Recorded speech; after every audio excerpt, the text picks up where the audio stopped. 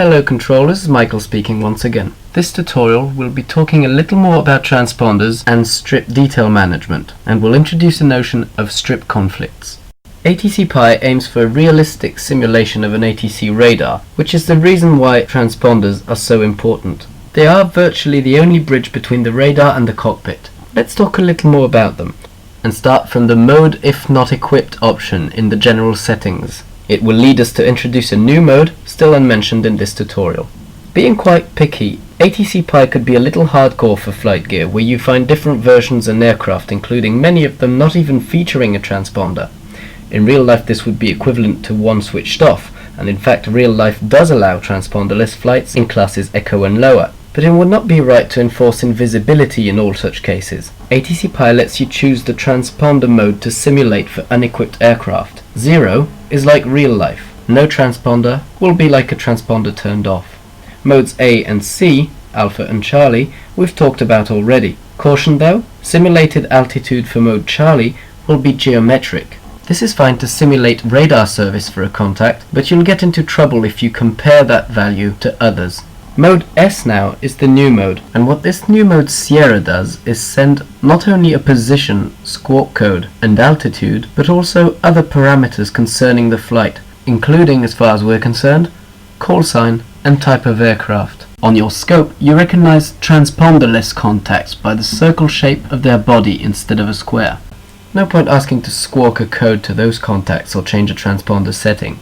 There are other reasonable cases where you'll want to suspend strict transponder simulation when playing on the typical flight gear setup. In such cases, what you'll do is what ATC-pie calls cheat a contact. Cheating a contact will basically simulate a mode Sierra transponder for it and let you see all the additional information. The way you do this is by ticking the cheat box at the bottom of the selection information pane. See the information appear. You can also cheat all contacts at once and reveal all the information for all visible aircraft. You'll do that from the cheat menu as shown here. Another interesting cheat option related to transponders is the reveal off and standby positions option. This will not bring you information or simulate any higher transponder mode, but only reveal positions of aircraft not having it on. You can still select those contacts and cheat them individually.